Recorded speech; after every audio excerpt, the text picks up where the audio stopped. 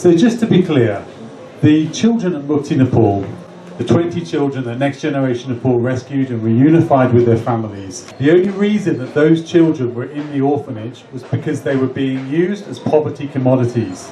They were in that orphanage so that Goma Luatel, the orphanage trafficker, could use them to make money from naive but well-intentioned foreign volunteers and tourists who were going there as part of their holiday to enjoy Nepal and to help children, and were paying her money.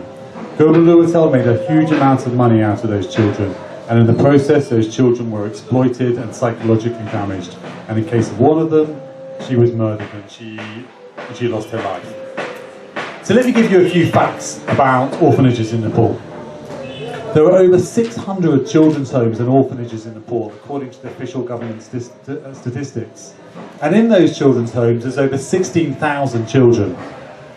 Now, these are just the official statistics. In reality, there are many more unofficial children's homes in Nepal, illegal children's homes, that have not been registered with the government. It's very easy to set up a children's home in Nepal. All you need to do is hire a building, traffic some kids, go to a village, say that you're bringing the kids to Kathmandu to give them a good education. The parents might even pay you some money for it. And hey presto, you've got an orphanage. You put a signboard up so it looks legitimate, and then you start bringing in the volunteers and asking them for money, charging them a fee to come and volunteer in the orphanage. If you've got no money to feed the kids, that doesn't matter. The kids will starve, they'll look sick, they'll look ill. They're better fundraising tools for you then. It's easier to raise money from the children. Another shocking statistic is that at least 2/3 of children living in children's homes in Nepal are not in fact orphans. The most recent statistics suggest that 80 to 85% of children living in children's homes in Nepal are not in fact orphans. They've got at least one, if not both parents alive. They don't need to be in orphanages. The only reason they are there is because they're being used to raise money from donors and from tourists.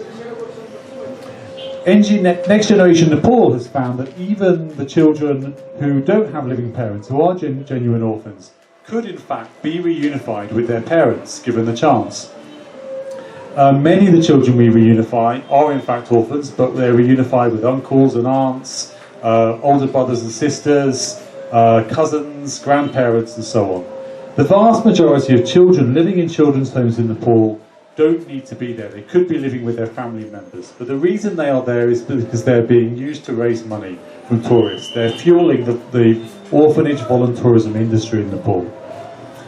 The last statistic I'm going to give you is that out of 75 districts in Nepal, over 80% of the children's homes and orphanages are in the top 5 tourist districts. That's the vast majority of children's homes in Nepal just happen to be located in the top 5 tourist districts of the country. That's Kathmandu, Lalitpur, Bhaktapur, Kaski, which is where Pokhara is, and Chitwan, where Chitwan National Park is. We don't think that's a coincidence. We think that's intentional. Most children's homes are deliberately set up and located in the areas where foreign tourists and foreign donors are most likely to visit. These areas don't necessarily represent areas of high population or areas of need. Most of the children in the children's homes don't come from these districts. They're brought from other rural districts of Nepal where there are no tourists or volunteers to areas where there are tourists and volunteers, so they can be used to raise money from the foreign volunteers. This, ladies and gentlemen, is how the orphanage business works in Nepal.